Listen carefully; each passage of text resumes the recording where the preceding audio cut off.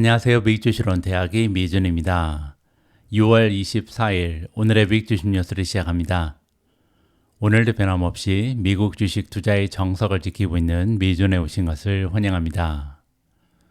미준 패밀리 여러분들 편안하고 보람된 주말 보내셨는지 모르겠습니다. 저 같은 경우는 주말 내내 차트 공부를 하면서 좀 재미있게 소일을 했는데요. 최근에 제가 여러분들께 좋은 종목을 발굴하기 위해서는 세 가지에 집중을 해야 된다라고 말씀을 드립니다. 첫 번째는 기업이 가지고 있는 성장에 대한 스토리고요. 두 번째는 펀더멘털을 분석해서 튼튼한 기업에 투자를 해야겠죠. 그리고 이제 마지막으로 주가가 가지고 있는 힘, 주식의 힘이라고 부르는 모멘텀을 무시할 수 없다라고 똑같은 메시지를 계속해서 반복해서 전달해 드리고 있는데요. 한 가지 안타까운 부분은 제가 차트를 제대로 읽지 못하니까요. 모멘텀 같은 경우는 모멘텀 지표를 보면서 지금 판단을 하고 있는데요. 조금 욕심이 생기더라고요. 제가 차트 공부를 조금 해서 차트를 제대로 읽을 수 있으면 조금 더 성공적인 투자를 진행할 수 있지 않을까 이런 생각을 하게 됐습니다. 그래서 몇 개월 동안 지금 차트 공부를 좀 하고 있는데요. 하면 할수록 좀 재미가 있더라고요. 그리고 생각보다 많이 어렵진 않습니다. 그래서 제가 지금부터는 방송 도중에도 조금씩 기술적 분석에 대한 내용을 늘려나가고 있습니다. 오늘 역시도 기술적 분석에 대한 내용이 나오거든요. 여러분들과 제가 투자하고 있는 종목들의 모멘텀은 어떤지 주가 차트를 통해서 함께 공부해 보도록 하겠습니다. 자, 그러면 6월 24일 준비된 오늘의 미국 주식 뉴스 바로 시작합니다.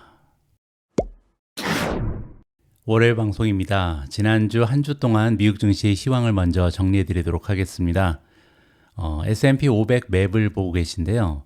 지난 한 주 동안의 주가 차트는 지금까지 우리가 2024년 봐왔던 차트와는 사뭇 다른 모습을 보여주고 있습니다. 일단 시장의 폭이 굉장히 넓었죠. 따라서 2024년은 사실 일부 테크 종목들이 주도를 해왔었는데요. 이제는 어느 정도 상승 종목의 수가 늘어나고 있다는 것을 반갑게 우리가 지켜볼 수가 있는 거고요. 두 번째는 그동안 시장을 주도했던 테크주들이 많이 빠졌습니다. 애플이 3.15% 떨어지면서 마감이 됐고요. 메타는 일주일 동안 마이너스 1.85%, 엔비디아가 2.35% 빠졌고요. 브로드컴도 1.21% 떨어졌습니다.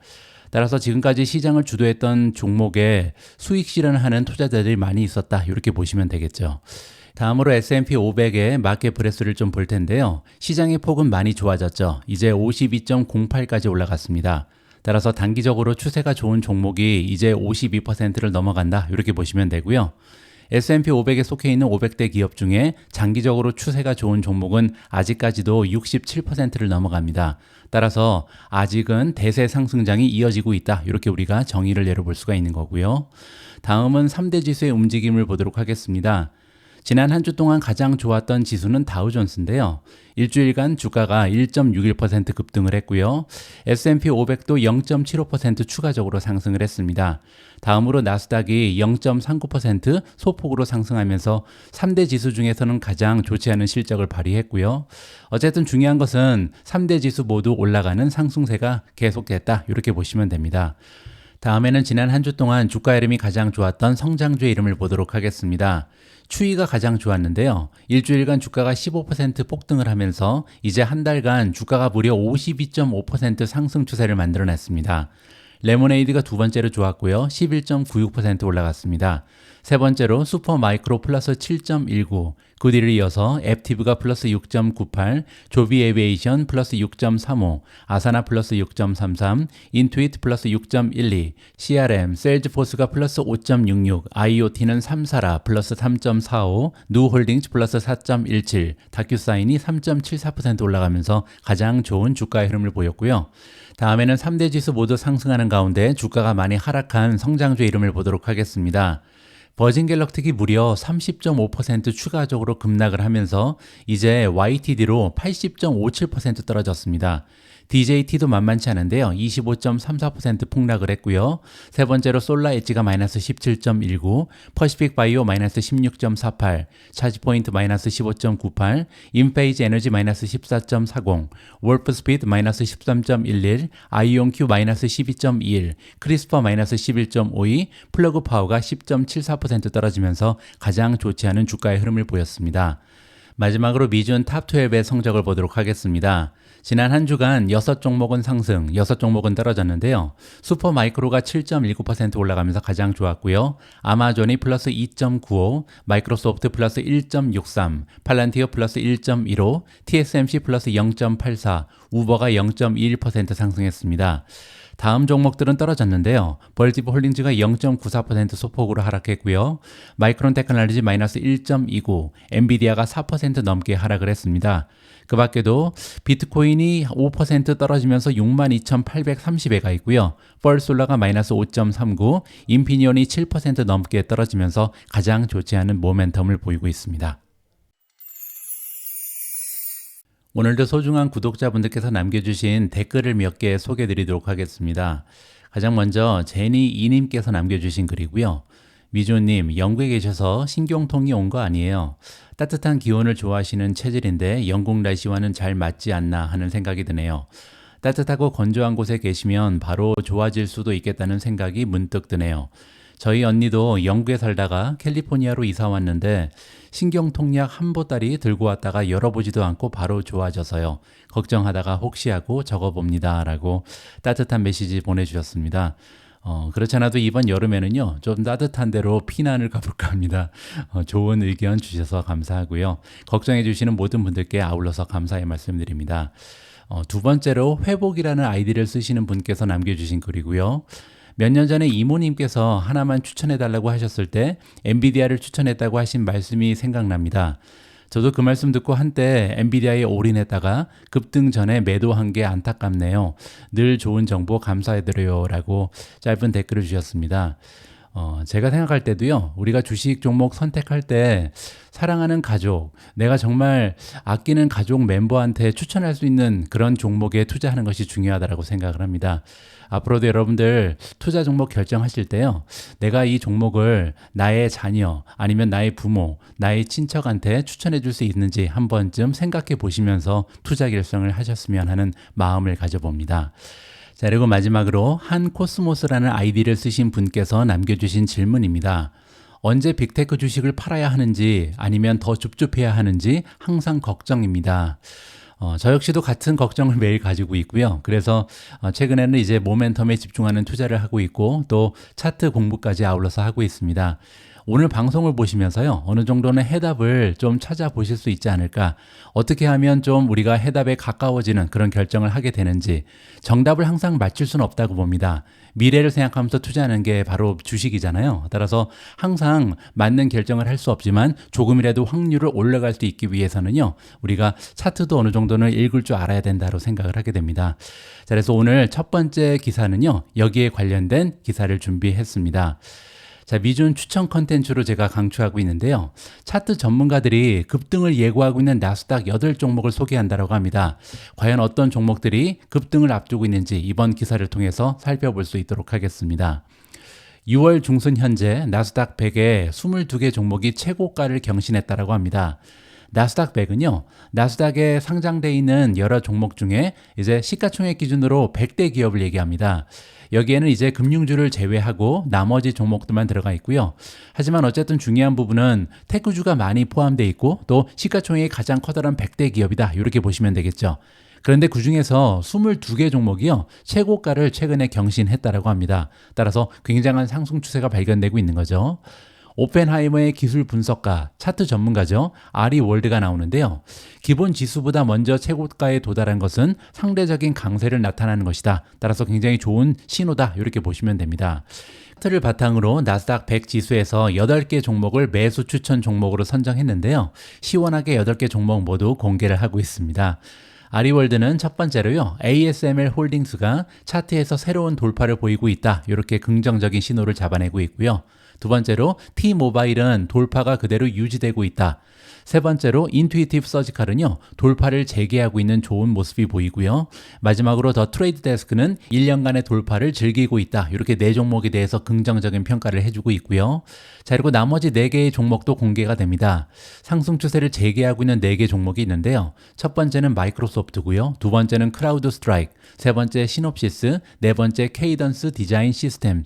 이렇게 4종목이요, 이제 막 막 상승 추세를 재개하고 있기 때문에 투자 시점이다. 이렇게 긍정적인 평가를 아울러서 보내드리고 있습니다. 자, 마이크로소프트랑 크라우드 스트라이크의 주가 차트가 나와 있는데요. 전고점을 돌파하고 지금 올라가는 모습을 보인다. 이렇게 간단한 주가의 모습을 우리가 볼 수가 있는 거고요.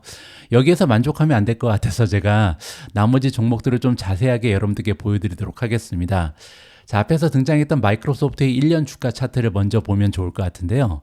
여기 보시면요. 우리가 방송에서도 많이 다뤘던 컵 앤 핸들이라는 모양이 보입니다. 따라서 지난 1년간 우리가 마이크로소프트의 주가가 여기에서 상승하는 추세를 보일 때 매수했다면 좋은 주가의 흐름을 탈 수 있는 기회였잖아요. 따라서 컵이 보이고 그 뒤에 핸들이 보이면요. 주가를 좀 상승시킬 수 있는 여지가 남아있다. 이렇게 보면 될 것 같습니다. 자, 두 번째로요. 이 차트에서 여기 횡보하는 구간이 있습니다.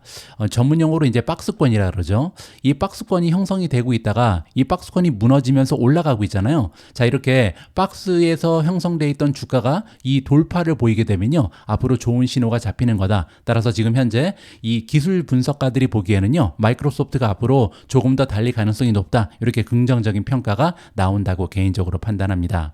자, 다음에는 크라우드 스트라이크입니다. 이번에 보고 계신 차트 역시 1년 차트인데요. 자, 지금 크라우드 스트라이크도 마찬가지였죠. 여기 박스가 보이잖아요. 갇혀 있었죠. 오르락 내리락을 반복하는 이러한 박스가 보이고 나서 돌파를 했습니다. 따라서 지금 현재 굉장히 긍정적인 주가의 모습이 보인다. 이렇게 보시면 되고요. 또 한 가지는 여기 컵 앤 핸들이 하나 더 형성돼 있죠. 따라서 컵도 보이고 핸들도 보이기 때문에 지금부터 달릴 가능성이 있지 않을까? 이렇게 우리가 긍정적으로 평가를 해도 좋을 것 같습니다. 자, 밑으로 내려가서 이번에는 ASML인데요. ASML의 1년 주가 차트를 보고 계신데요. 일단 과거의 모습을 보시면요. 여기 굉장히 선명하게 컵하고 핸들이 보이죠. 따라서 컵 앤 핸들이 형성된 다음에 주가의 급등 추세가 만들어졌다는 것을 다시 한번 확인해 볼 수가 있는 거고요. 자, 이제 고무적인 부분은 뭐냐면요. 여기에도 하나의 컵이 형성돼 있습니다. 따라서 컵이 보이고 지금 핸들이 보이잖아요. 따라서 이거 역시도 조금 긍정적인 주가의 상승을 예고하는 것이 아닌가 이렇게 기대를 가져볼 수가 있는 거고요. 마찬가지로 여기도 횡보하는 구간이죠. 오르락 내리락을 반복하고 있는데요. 이 구간에서 뚫고 나가게 되면 굉장히 좋은 주가의 상승을 기대해 볼 수가 있지 않을까 이렇게 예상이 가능합니다. 다음에는 트레이드 데스크인데요. 이번에는 좀 길게 보도록 하겠습니다. 5년의 주가 차트를 보고 계신데요. 자, 지난 5년간 주가 차트가 횡보를 좀 보이죠. 여기 보시면 박스권이 굉장히 큽니다. 이렇게 커다란 박스권을 보이고 나서 지금 현재 정고점이 여기 있잖아요. 만약에 이 정고점을 돌파하게 되면 굉장히 긍정적인 신호다. 이렇게 우리가 기대를 해볼 수가 있을 것 같고요. 또 한 가지는요. 여기 역시도 컵 앤 핸들이 보이는 것 같습니다. 작게는 여기에도 하나가 형성이 되어 있고요. 크게 봐서도 컵 앤 핸들이 있고요. 따라서 지금 트레이드 데스크의 차트가 굉장히 예쁘구나라고 우리가 비전문가 입장에서도 한번 유추해 볼 수 있는 이런 선명한 모습이 발견이 됩니다. 자, 지금부터는 앞에 기사에 등장하지 않았던 다른 종목들의 주가 차트를 좀 보도록 하겠습니다. 미준 탑 12에 포함된 종목 중에 몇 가지를 골라봤는데요. 첫 번째는 TSMC입니다. TSMC 같은 경우는요, 여러분들 알고 계신 것처럼 2022년 초부터 주가가 많은 폭으로 폭락을 보였었는데요. 그때도 우리가 주가 차트에서 그 신호를 잡아낼 수가 있었습니다. 2021년부터 2022년까지 주가가 박스를 형성했잖아요. 따라서 박스권에 머물러 있던 주가가 위로 올라가지 못하고 밑으로 뚫고 내려왔잖아요. 따라서 이쯤에서 주가의 흐름을 보면서 손절이나 익절을 할 타이밍이 한 번 있었다. 이 부분을 살펴볼 수가 있는 거고요. 자, 이제 긍정적인 부분을 보시면요. 여기 커다란 컵이 보입니다. 그러고 나서 핸들이 보이잖아요. 따라서 장기적으로 봤을 때 컵 앤 핸들을 형성하고 있는 굉장히 멋진 모습이 발견이 되고요. 또한 여기에 박스권이 있었는데 이 박스권을 뚫고 올라갔다는 것을 직접 우리가 장기 차트를 보면서 살펴볼 수가 있을 것 같습니다. 자, 다음에는 벌티브 홀딩즈인데요. 제가 빨간색으로 좀 표시를 해놨습니다. 아무래도 굉장히 중요한 시점이 다가오지 않을까 개인적으로 판단하고 있는데요. 벌티브 홀딩즈의 6개월 차트입니다. 보시면요. 횡보하고 있다는 것을 우리가 단숨에 살펴볼 수가 있잖아요. 따라서 지금 현재 박스가 구성됐습니다. 이 박스에서 과연 이 위로 올라가는가 아니면 박스 밑으로 떨어지는가가 굉장히 중요한데요. 제가 볼 때는 현재 주가가 90.66에 가 있는데 만약에 85를 뚫고 밑으로 내려오게 되면요.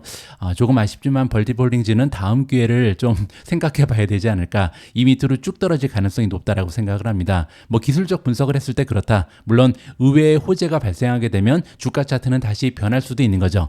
하지만 지금 현재 조금 오랫동안 횡보의 모습을 보이면서 박스를 구성했기 때문에 이 박스에서 위로 올라가는가 아니면 아래로 떨어지는가는 굉장히 중요한 기술적 지표가 될 수 있다. 이렇게 개인적으로 판단을 하고 있습니다. 다음에는 슈퍼 마이크로 컴퓨터의 주가 차트입니다. 지금 보고 계신 차트는 슈퍼 마이크로 컴퓨터의 1년 주가 차트고요. 보시는 것처럼 엄청나게 상승한 구간이 있는데요. 이것도 우리가 주가 차트에서 발견할 수 있죠. 왜냐하면 여기 횡보를 굉장히 오랫동안 했습니다. 따라서 이 부근에서 박스를 뚫고 나가는 구간이 있었잖아요. 이때 주식을 매수했으면 좋은 주가의 상승을 즐길 수 있었다. 이렇게 뒤늦게 후회를 해볼 수가 있는 거고요. 자, 그리고 여기 보시면 탑이 형성돼 있죠. 머리라고 부르고요. 어깨가 두 개 발견됩니다. 자, 이렇게 머리랑 어깨가 발견되면요, 그 이후에 주가가 떨어질 확률이 높다. 이러한 기술적 분석이 가능하고요. 자, 그리고 여기에 또 한 번 횡보가 지금 발견되고 있죠. 박스가 구성되고 있잖아요. 자, 그런데 이 박스에서 과연 위로 뚫고 올라가는지 아니면 다시 떨어지면서 밑으로 내려오는지가 중요한데, 지금 현재 조금 고무적인 부분은요, 슈퍼 마이크로 컴퓨터는 밑으로 몇 번 떨어졌었습니다. 근데 계속해서 반등을 하고 있잖아요. $800 선이 계속해서 유지가 되면서 이 밑으로 떨어지게 되면 반등하고 반등하는 모습을 지켜내고 있습니다. 따라서 이번에 주가가 좀 상승 추세를 보이면서 1020을 돌파하게 되면 그 이후에는 한 번 더 달릴 수 있는 여지가 있지 않을까, 이렇게 개인적으로 기대를 하면서 주가 차트를 주시하고 있습니다. 다음에는 뻘솔라입니다. 뻘솔라의 3개월 주가 차트를 보고 계신데요. 자, 뻘솔라 역시도 우리가 주가 차트를 읽을 줄 알았다면 상승 추세를 쉽게 발견해 볼 수가 있는 거죠. 자, 여기 보시면요, 상당히 오랫동안 횡보를 했죠. 굉장히 긴 박스가 보이죠. 자, 이 박스권이 갑자기 무너집니다. 여기 보시면 주가가 급상승하잖아요. 이때 샀을 때도 늦지 않았다는 거죠. 따라서 박스를 뚫고 나오는 것은 굉장히 긍정적인 매수 신호라는 것을 우리가 볼 수가 있는 거고요. 그리고 나서 주가가 올라갔는데 문제는 또 하나의 박스가 형성이 됩니다. 그리고 이번에는 조금 부정적인 부분이 이 박스의 밑에서 지금 주가가 놀고 있잖아요. 그리고 이렇게 짧은 구간에도 다시 하나 박스가 있습니다. 따라서 지금 박스가 크게 하나 그리고 작게 하나가 보이는 거죠. 자, 여기 큰 박스가 하나 있고요. 그리고 작은 박스가 하나 더 있습니다. 따라서 지금 현재 258회가 있는데 과연 250 수준을 지킬 수 있는 것인가 아니면 이 아래로 떨어질 것인가는 굉장히 중요한 기술적 지표가 될 수 있다. 이렇게 판단하면 좋을 것 같습니다. 자, 다음에는 아마존인데요. 아마존이 굉장히 멋져 보입니다. 자, 지금 보시면요, 5년 차트입니다. 굉장히 오랫동안 장기적으로 봐야 하는데요. 여기 보시면 굉장히 커다란 컵이 형성이 돼 있죠. 그리고 어떻게 보면 아주 작은 핸들이 보이는데요. 이게 조금 올라가야겠죠. 자, 어쨌든 지금 현재 아마존 같은 경우는요, 굉장히 오랫동안 횡보를 해서 박스를 보인 다음에 이 박스에서 밑으로 떨어지면서 주가가 폭락을 했습니다. 자, 하지만 그리고 나서 하나의 컵이 형성됐고 핸들이 보였죠. 따라서 컵앤 핸들을 보이고 주가가 올라가고 있는 중이잖아요. 그리고 더 중요한 것은 이제 커다란 컵이 형성됐고 하나의 핸들을 만드는 중이다. 따라서 이번에 핸들이 아주 성공적으로 만들어진다면요, 그 이후에 다시 한번 주가가 달릴 수 있는 힘이 있지 않을까, 이렇게 판단을 해봅니다. 자, 여러분들, 제가 굉장히 짧은 지식으로 여러 종목에 대한 차트를 함께 좀 분석을 해봤는데요. 여러분들께서도요, 처음에는 약간 생소하고 어렵게 느껴질 수도 있지만 지금부터 저와 함께 차트를 공부해 보시면 어떨까, 이런 좀 제안을 드립니다. 하나만 더 보여드리죠. 지금 전체적인 시장 분위기가 좀 중요하잖아요. 따라서 나스닥 100이 묶여있는 QQQ ETF의 모멘텀을 좀 보도록 하겠습니다. 여러분들 어드밴스 클릭하시고요. 자, 그렇게 되면 여기 주가 차트가 나오잖아요. 이 주가 차트의 모습을 조금 바꿔야 될 것 같습니다. 캔들로 바꾸시고요. 자, 그렇게 되면 지금 현재 5일간의 차트가 나와 있는데요. 조금 기간을 늘려보도록 하겠습니다. 5년으로 늘렸습니다. 5년 차트를 보시면 여기 보시면 커다란 컵이 있고요. 그리고 핸들이 발견되죠. 따라서 이때부터 다시 한번 달릴 수 있는 힘이 있었다. 이 부분을 우리가 살펴볼 수가 있는 거고요. 1년으로 바꿔 보겠습니다. 1년 차트를 보시면요, 여기 횡보가 보이죠. 자, 여기서 굉장히 좀 박스를 구성하다가 이 박스가 밑으로 떨어지면서 돌파된 게 아니라 위로 돌파가 됐잖아요. 따라서 이쯤에서 매수했어도 좋은 주가의 상승을 즐길 수가 있었던 거고요. 다시 한번 박스가 보입니다. 여기도 뭐 상승 추세긴 했지만 어떻게 보면 박스권이 형성이 돼 있잖아요. 이때도 위로 돌파가 되고 작은 컵과 핸들이 형성이 돼 있습니다. 6개월로 보면 조금 더 선명하겠죠. 자, 여기 나와 있습니다. 컵이 있고 그리고 핸들이 있잖아요. 자, 이렇게 QQQ가 달릴 수 있었던 이유를 우리가 주가 차트를 통해서 살펴볼 수가 있고요. 자, 지금 현재로서는 어떻게 보면 하나의 작은 박스를 구성하는 것이 아닐까 이렇게 볼 수가 있는데요. 지금은 아직 하락 추세라고 보기에는 주가 차트는 그렇게 나빠 보이지 않습니다. 조금 더 기다려 볼 필요가 있다 개인적으로 판단합니다. 다음으로 준비된 뉴스는 테슬라 관련된 소식입니다. 안타깝게도 긍정적인 뉴스는 아니고요. 미국에서 4월 자동차 판매 실적이 보고가 됐는데요. 테슬라의 실적이 굉장히 부진합니다.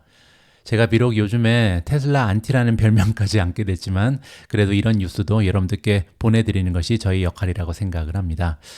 최근 전기차 판매에 대해서 많은 사람들이 암울한 전망을 내놓고 있는 것 같다. 가격이 계속 하락하고 있음에도 불구하고 자동차 제조업체가 원하는 만큼 전기차 시장이 성장하지 못하면서 많은 사람들이 우선순위를 하이브리드로 바꾸고 있다. 최근에 그렇죠. 많은 소비자들이 하이브리드를 선택하는 사람들이 많이 있습니다. 그러면서 전기차 시장의 성장률이 둔화되고 있다. 이렇게 우리가 이해를 하고 있죠. 하지만 새로운 데이터에 따르면요. 전기차 시장 전체가 실제로 어려움을 겪고 있지는 않다라고 합니다. 무슨 뉴스인지 한번 보시죠. 오토모티브 뉴스가 수집한 4월 판매 데이터에 따르면요. 전기차 시장의 성장률이 전체 자동차 시장의 성장률을 앞지르고 있다고 합니다. 전기차 판매량은 전체적으로 14% 증가했는데요. 이는 그런대로 고무적인 수치다. 하지만 테슬라를 제외하면요. 그 수치가 급등한다고 합니다. 테슬라가 아닌 나머지 전기차 판매량은 같은 기간 동안 무려 69% 증가했거든요. 오토모티브 뉴스의 기사 내용을 직접 한번 읽어보시죠. 미국의 전기차 등록 대수는요, 일부 모델에 대한 1만 달러가 넘는 인센티브 덕분에 부진했던 1분기 이후에 4월에는 14% 증가했다. 작년 대비 플러스 14%라는 거죠. 그러나 S&P 글로벌 모빌리티의 신차 데이터에 따르면요, 테슬라의 수치는 계속해서 급격히 하락하고 있습니다. 따라서 미국에서 판매되는 전기차 부분에서 차지하는 비중이 드디어 50% 아래로 떨어졌다. 우울한 소식이 전달되고 있고요. 4월의 테슬라 신규 등록 대수는요, 작년 대비 17%나 감소하면서 3개월 연속 마이너스를 기록했습니다. 미국 전기차 부분에서 테슬라의 점유율은요, 전년 동월 63.8%에서 4월 달에 46.3%로 떨어졌다. 따라서 1년 만에 굉장히 점유율이 많이 하락했다는 것을 확인해 볼 수가 있는 거죠. 그럼에도 불구하고 46.3%는 굉장한 점유율이긴 합니다. 하지만 4월 데이터에서 테슬라를 제외하게 되면요. 미국의 전기차 등록은 69%, 거의 7% 가까이 증가를 했고요. 특히 포드의 전기차 등록은 169%, 기아차는 172%, 토요타 같은 경우는요. 647% 증가했습니다. 따라서 나머지 경제 기업들이 굉장히 빠른 속도로 성장을 하고 있다는 것을 볼 수가 있겠죠. 공급망, 딜러 네트워크, 수리센터를 갖춘 자동차 제조업체들이 전기차를 생산하기 시작하면 테슬라의 시장 점유율이 계속 하락할 수도 있다. 따라서 이제는 안심할 수 없다는 거죠. 얼마 전까지만 해도요. 전기차 그러면 테슬라의 공식이 성립이 돼 있었는데 이제는 더 이상 그러한 위치를 확보하지 못하고 있다는 거죠. 따라서 제가 예전부터 말씀드린 것처럼 테슬라 입장에서는요. 하루빨리 신규 모델이 출시되는 것이 굉장히 중요합니다. 그래야만 시장 점유율을 계속해서 유지할 수가 있겠죠. 자, 다음에는 테슬라 주식의 모멘텀을 보도록 하겠습니다. 전체 26가지의 모멘텀 지표 중에 5가지가 매도를 주장하고 있고요. 10가지는 중립, 그리고 11가지가 매수입니다. 따라서 지금 현재 주가의 힘은 그리 나쁘지 않다. 아직까지도 상승 추세에 있다. 이렇게 보실 수가 있겠죠. 자, 다음에는요. 오늘은 차트 특집이기 때문에 테슬라 차트도 좀 보도록 하겠습니다. 테슬라 페이지 들어오셔서 어드밴스 클릭하시고요. 캔들로 바꾸면 됩니다. 자, 여기 보시면 캔들이 나와 있죠. 테슬라 같은 경우는 5년 차트를 좀 먼저 보도록 하겠습니다. 자, 지난 5년간의 주가 흐름을 보시면요. 한 번쯤은 우리가 테슬라 주식의 하락 추세를 미리 짐작할 수 있는 기회가 있었습니다. 여기 보시면 머리가 보이고요. 그 다음에 양쪽 어깨가 보이죠. 따라서 삼각형이 선명하게 만들어지잖아요. 자, 이때 주가가 떨어지는 것을 보면서 한동안은 주가가 계속 떨어질 수 있겠구나. 이러한 기술적 분석을 해낼 수가 있었겠죠. 하지만 그때는 우리가 그런 기술적 분석을 할 줄 몰랐고요. 그리고 이제 한 가지의 긍정적인 부분은요. 여기에 컵앤핸들이 보입니다. 따라서 컵이 하나의 형성 형성돼 있고 핸들이 보이면서 주가가 올라갈 수 있는 기술적인 모습이 하나 보이고요. 자, 그리고 한 가지 부정적인 부분이 보이는데요. 최근 들어서 횡보를 하고 있습니다. 자, 그런데 이 박스권이요, 위로 올라가는 것이 아니라 밑으로 지금 미끄러 떨어졌잖아요. 따라서 박스를 뚫고 주가가 떨어졌다는 굉장히 좋지 않은 모습이 발견이 됩니다. 자, 그리고 조금 더 가까운 차트를 보도록 하겠습니다. 기간을 3개월로 조정하면요, 여기 보시는 것처럼 박스권이 선명하게 나타나게 되죠. 따라서 아직까지 방향이 결정되지 않았습니다. 이 박스 같은 경우는요, 위쪽에는 한 190 정도의 형성이 되어 있는 것 같고요. 그리고 아래쪽에는 168 정도, 167에 두 번이 걸려 있죠. 따라서 지금 현재 위로 갈지 아래로 갈지 결정되지 않은 상황에 단기적인 박스가 형성이 되어 있다.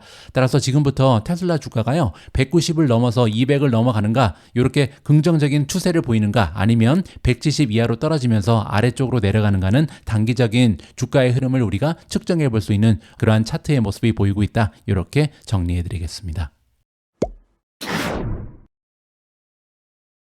다음으로 준비된 아티클은 엔비디아 관련된 기사입니다. 기사 제목에 나와 있는 것처럼 지난 2년간 엔비디아의 주가는요, 10배 가까이 상승을 했습니다. 따라서 우리 투자자 입장에서는요, 이제는 정말 엔비디아 주식 팔아야 되나, 아니면 지금이라도 조금 더 사야 되나 굉장히 고민이 되는데요. 여기에 대한 정답은 개인적으로 없다라고 생각합니다. 아직 미래는 정해지지 않았다는 거죠.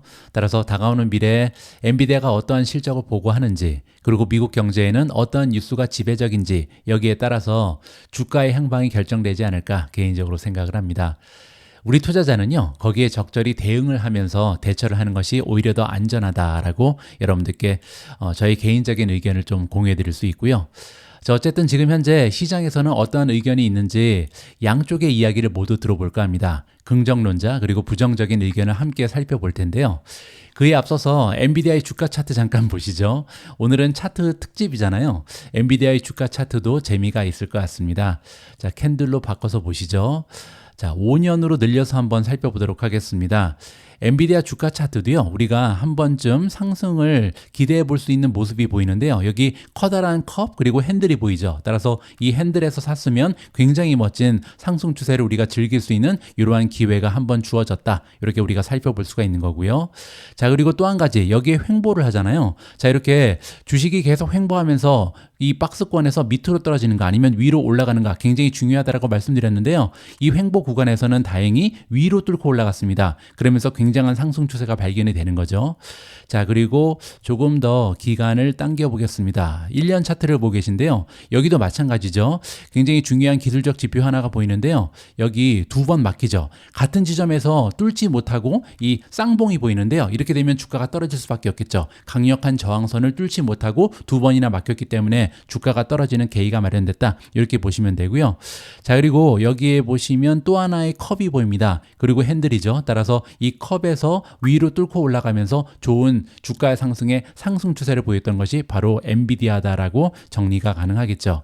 자, 그런데 지금 현재로서는요, 조금 애매합니다. 어떤 모습인지 잠깐 보시죠. 자, 일단 6개월 차트에서 여기도 한번 박스가 보이죠. 이 박스를 뚫고 위로 올라갔기 때문에 상승 추세가 만들어졌는데요.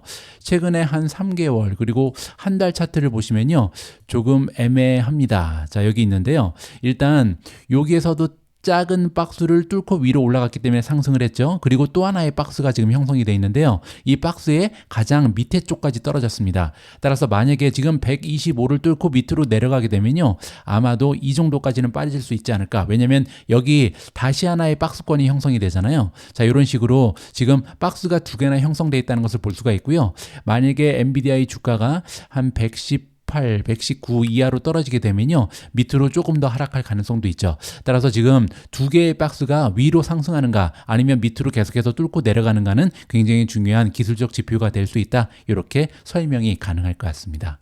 자, 어쨌든 이러한 차트가 보이는 상황에서 지금 시장에서는 어떠한 주장이 지배적인지 그들의 의견을 들어보도록 하겠습니다. 엔비디아 주식의 엄청난 랠리로 인해서 투자자들은 현금화할지, 더 많은 이익을 위해 보유할지, 또는 지난 1년 동안 3배로 오른 주식을 이제라도 사야 할지 고민하고 있다. 똑같은 고민을 모두가 가지고 있죠. 이번 주 엔비디아는 2022년 10월 이후 주가가 1000% 이상 급등한 데 힘입어서 잠시 시가총액 기준 미국 최대 기업이 되었습니다. 그 이후로 주가가 하락하면서 1등 자리를 바로 뺏겼죠. 자, 하지만 지난 12개월 동안은 206%나 상승한 상황이고요. 엔비디아 강세론자들은 더 많은 상승이 있을 것으로 얘기한다. 자, 그 이유를 들어봐야겠죠. 그 이유는요, 인공지능 애플리케이션을 지원하는 칩의 지배적인 공급업체다. 따라서 거대한 기술 변화의 최전선에 있다. 인공지능 혁명의 가장 커다란 수혜주가 바로 엔비디아다. 그렇기 때문에 앞으로도 더 달릴 수 있다. 이렇게 주장하는 거죠. 실제로 엔비디아의 매출은요, 이번 회계연도에는 작년 대비 2배나 상승하면서 1,200억 달러를 찍을 것으로 예상이 나오고 있고요. 다음 해에는 1,600억 달러로 증가할 것으로 예상이 됩니다. 이에 비해서 또 다른 인공지능 수혜주 마이크로소프트는요, 회계연도 매출이 작년 대비 약 16% 증가할 것으로 예상이 된다. 따라서 같은 인공지능 수혜주지만 그 차이가 엄청나죠. 따라서 인공지능 수혜주 중에서 정말로 수혜를 받고 있는 기업은 바로 엔비디아다. 이 부분을 살펴볼 수가 있습니다. 자, 이렇게 엔비디아의 놀라운 실적은요, 더 많은 상승을 놓칠까 두려워하는 투자자들을 끌어들이고 있다. 하지만 이로 인해서 엔비디아의 주가는요, 더 높은 밸류에이션을 갖게 됐습니다. 예를 들어서 올해 수익 대비 주가 비율, 포워드 PER을 보시면요, 작년 대비 80%나 상승을 했습니다. 이는 나쁜 소식이 전해질 때 회사의 주가가 급락하는 데 취약해질 수 있다. 그만큼 이제 밸류에이션이 올라가게 되면요, 만약에 좋지 않은 소식이 발견되면 그때 주가가 많이 떨어질 수 있는 계기가 마련된다. 이렇게 보시면 되겠죠.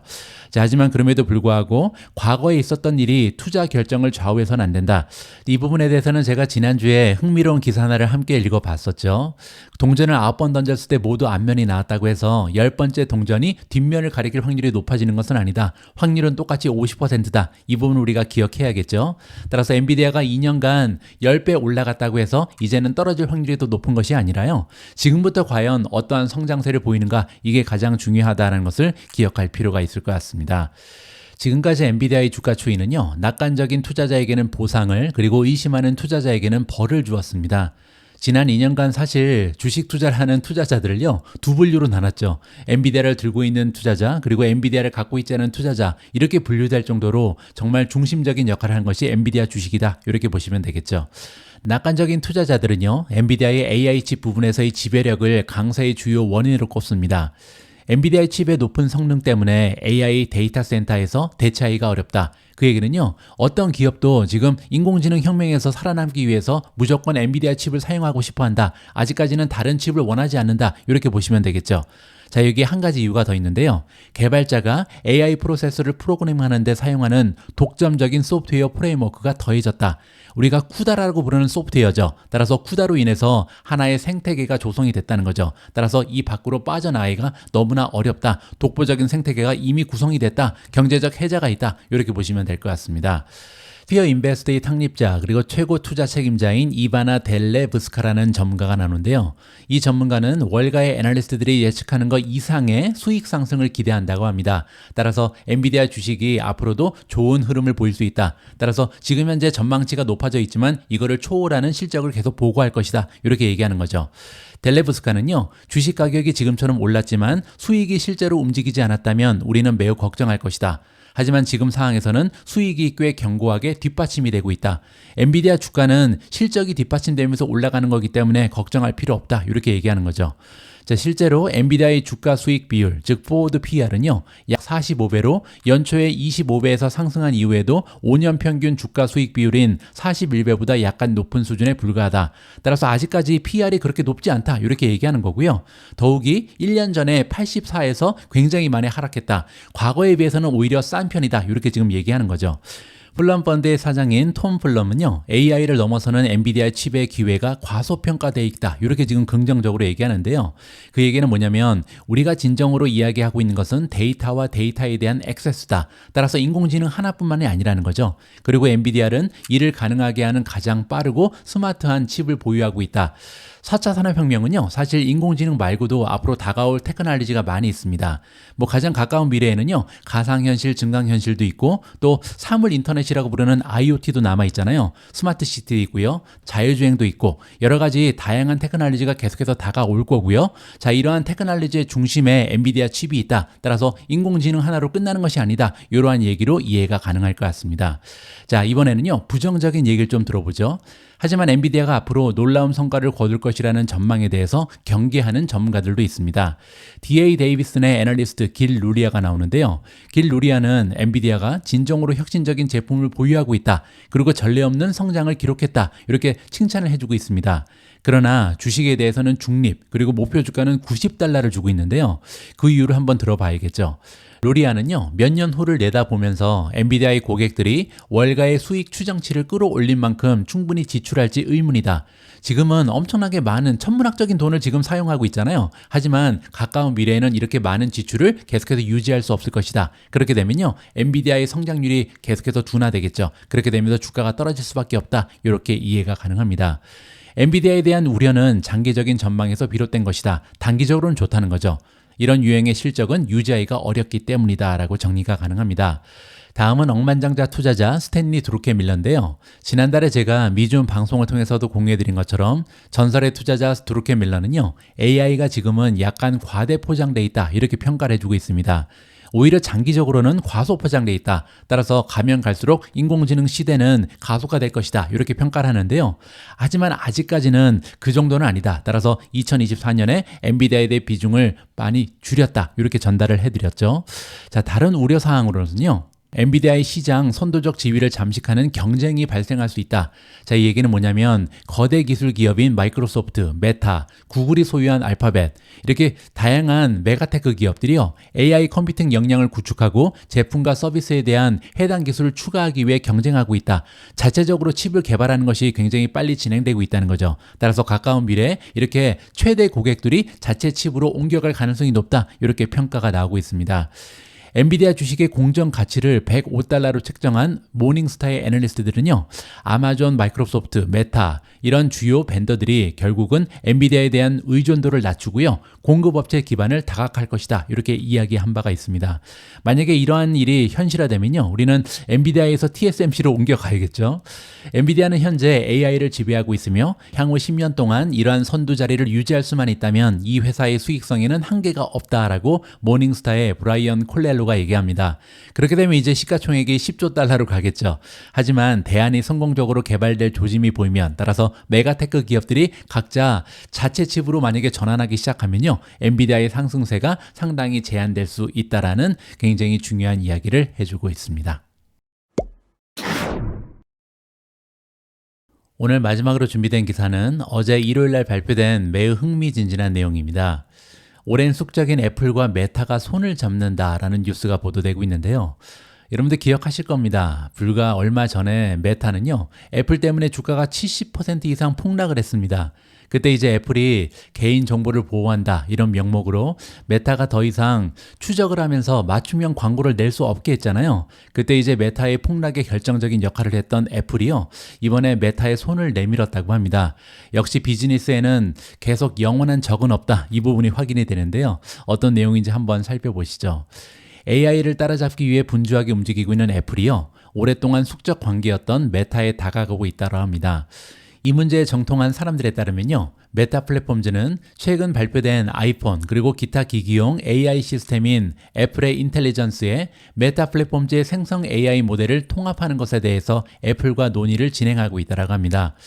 메타를 비롯한 제너러티브 AI를 개발하는 다른 회사들은요, 애플이 아이폰에서 앱스토어를 통해서 앱을 제공하는 것과 마찬가지로 아이폰을 통한 애플의 대규모 AI 배포를 활용하기를 희망하고 있다. 애플의 생태계에 들어가고 싶어 한다는 거죠. 제너러티브 AI의 후발주자 애플은요, 자체적으로 소규모 인공지능 모델을 개발했지만 더 복잡하거나 특정한 작업은요, 파트너에게 맡길 것이다. 이렇게 발표가 나왔습니다.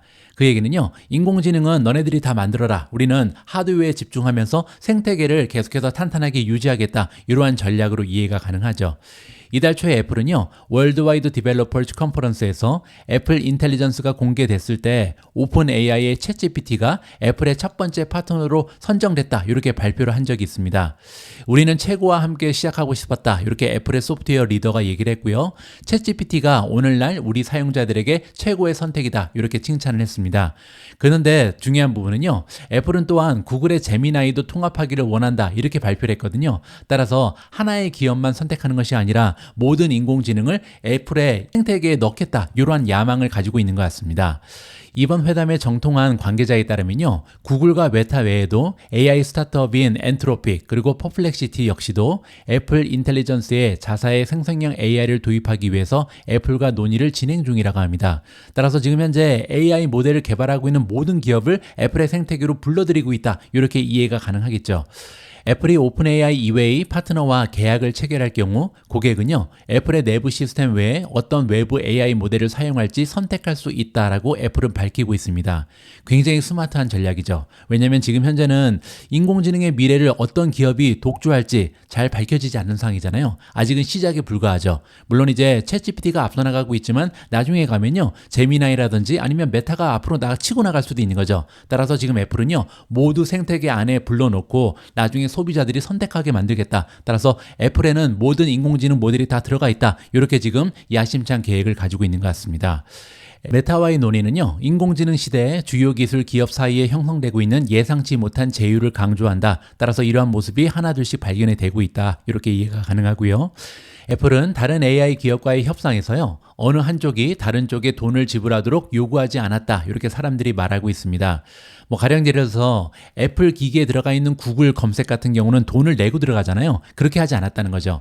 대신에 AI 회사들은요, 애플 인텔리전스를 통해서 자사 서비스에 대한 프리미엄 구독을 판매할 수 있고요.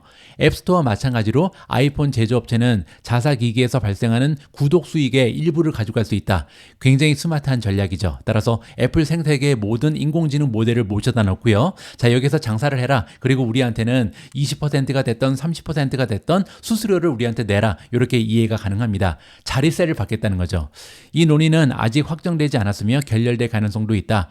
애플과의 계약이 AI 기업이 제품을 대량으로 유통하는 데 도움이 되겠지만 얼마나 많은 재정적 횡재를 가져올지는 불분명하다. 이 얘기는 뭐냐면요, 아직까지도 많은 인공지능 모델이 무료로 배포되고 있잖아요. 따라서 유료 모델을 얼마나 판매할지 이거는 미지수다. 이렇게 보시면 됩니다.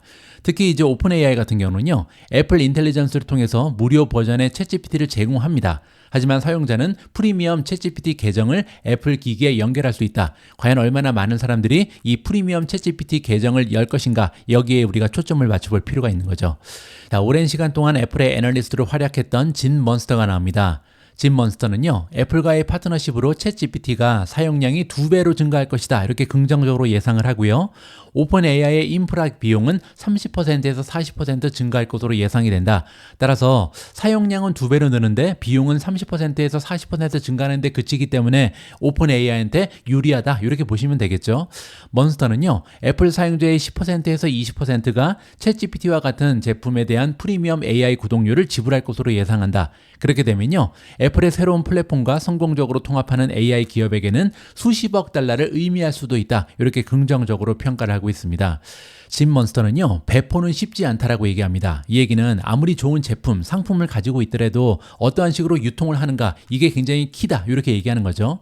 따라서 애플이 구축한 플랫폼의 장점은요, 이러한 대규모 참여형 배포가 가능하다. 따라서 많은 인공지능 모델을 개발하는 기업들은요, 애플의 생태계에 들어오고 싶어 할 것이다. 이렇게 평가가 가능합니다.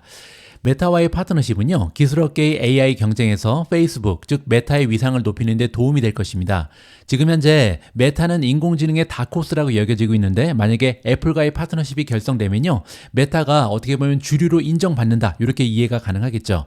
메타는 2023년 7월에 대규모 언어 모델인 라마2를 출시했고요. 그러면서 바로 4월 달에는요, 라마3라는 최신 모델을 출시한 바가 있습니다.